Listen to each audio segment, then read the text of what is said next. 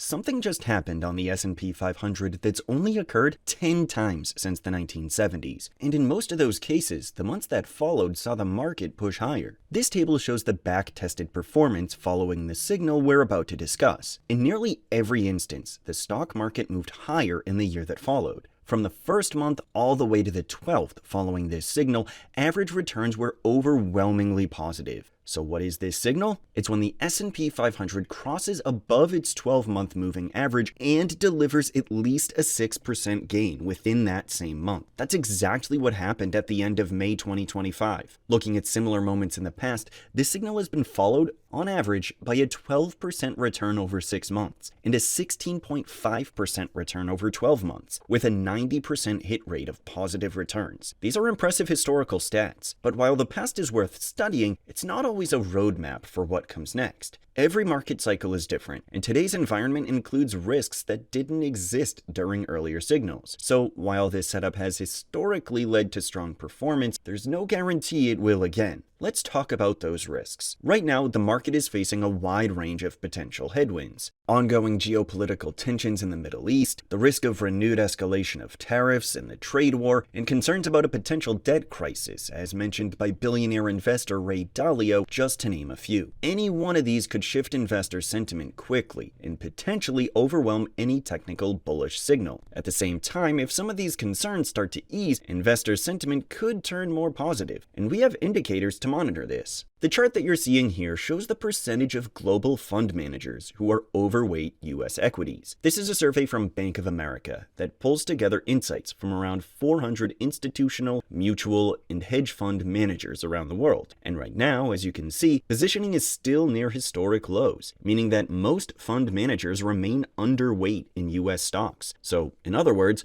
the professional money is still sitting on the sidelines, specifically because of all of those risks that we mentioned earlier.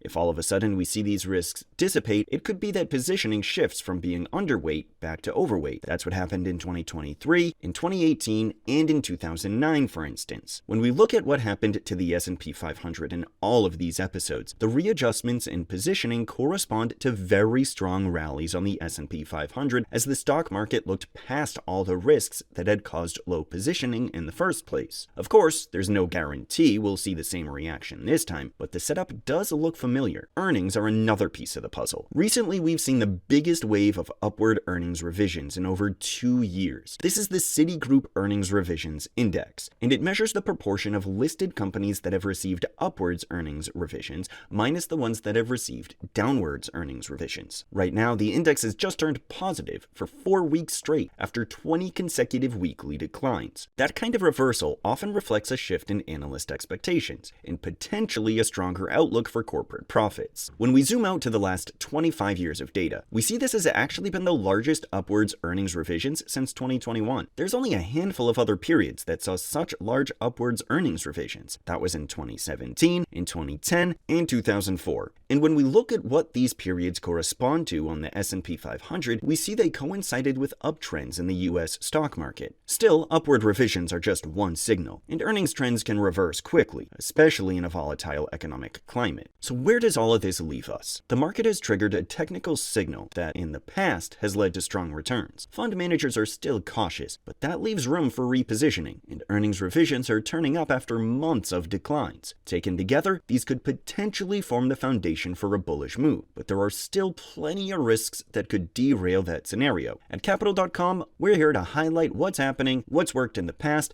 and what to keep an eye on to help you think more clearly. Thanks for watching.